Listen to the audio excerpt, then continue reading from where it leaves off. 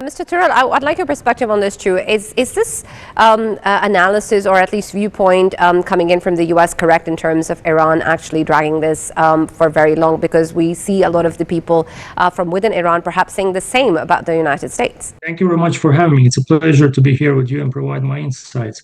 So we should start with the ceasefire, and it looks like it remains extremely fragile. On the one hand, neither Iran, Israel, nor the United States appear eager to enter a prolonged regional war, given the economic, military, and political costs involved. And the recent diplomatic efforts also suggest there is still a desire to preserve some form of de escalation framework. However, the ceasefire has already been tested repeatedly by missile exchanges, airstrikes, and accusations of violations. And the latest incidents show that even limited military actions can rapidly trigger retaliation cycles. And therefore, while a complete collapse is not inevitable, the risk of renewed escalation is significantly higher than it was just a few days ago.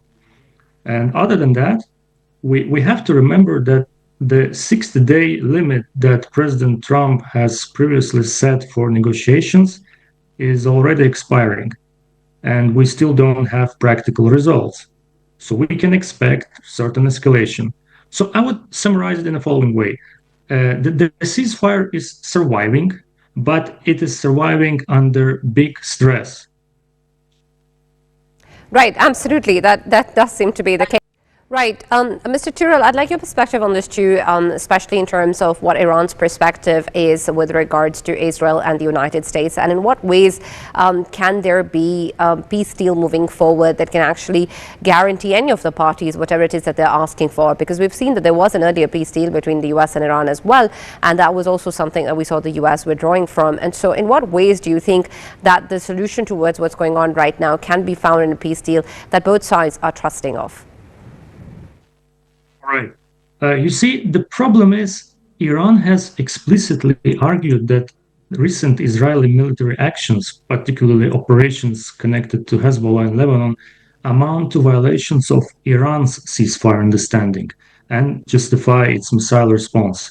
While Israeli officials reject that interpretation and state that the operations against Hezbollah are separate from the Iran ceasefire and fall under Israel's right to self-defense. And moreover, President Trump also stated that before, that whatever is going on with Israel and Hezbollah is a separate fight, is a separate battle. So as a result, whether the escalation is linked to a ceasefire violation depends largely on which side's interpretation one accepts. From an analytical perspective, it is fair to say that competing interpretations of the ceasefire have become a major driver of renewed tensions.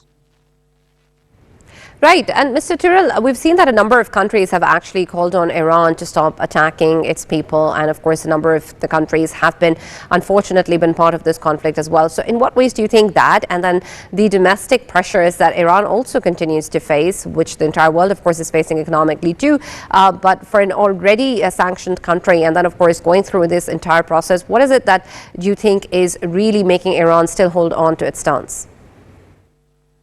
Well, I think that more than 40 years of being sanctioned provided Iran with an ability to hold, and they developed certain, immunity from these kind of things. And also, we should consider the fact that Iran is an ancient country, it's Persia, and they have genetically this sort of resistance towards big crises. It's very difficult to make Iran fall under sanctions because it is enrooted inside their, let's say, the genesis of the system. So I can even say that the longer time they spent under sanctions provided them with the more resistance and the more durability, let us say, and they have a lot of experience with being under sanctions. Right. Thank you very much, Mr. Tural, for joining us and being a part of